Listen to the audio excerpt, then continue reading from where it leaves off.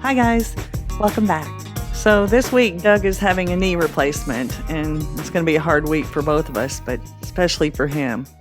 This week I've heard from several of you who are having hard times of your own. You're all at different stages of the process, but you're discouraged. You're sick of this and you're sick of them. You know you can't quit, but you also feel like you can't win and you want a real life again.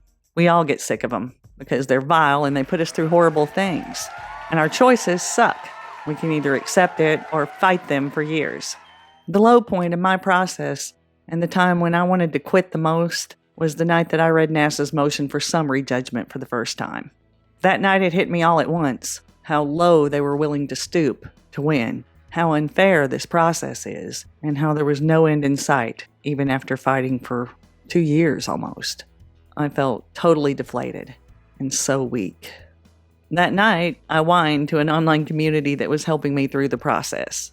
I know I can't quit, but I really wish I could. They all told me the same thing.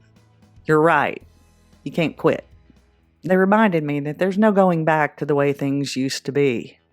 It wasn't exactly what I wanted to hear. They were right. This process is full of moments when we think about quitting. Those are the moments that I grew the most. And if you keep hanging in, you're going to grow too. I love learning. I always have. And I think growth is always a good thing.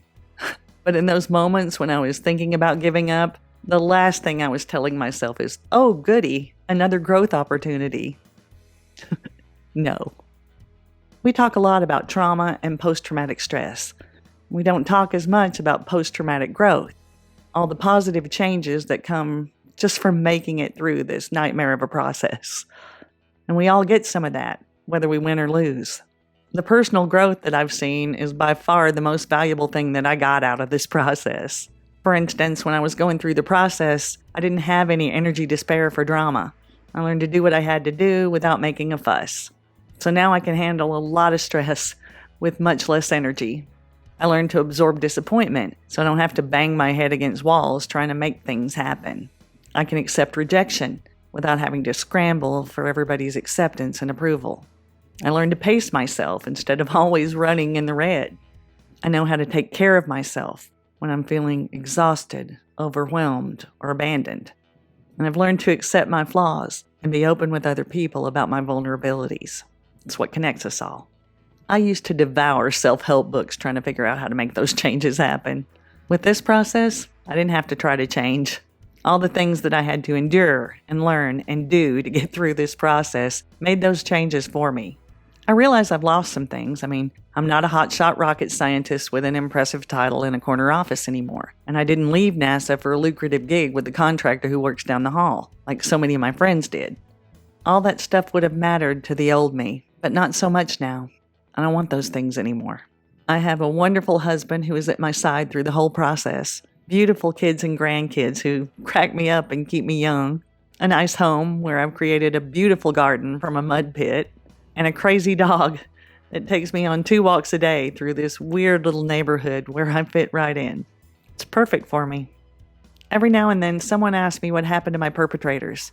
And when I tell them probably nothing, I can sense their disappointment. The person I used to be would probably be disappointed too because she didn't just want to win, she wanted to utterly defeat them.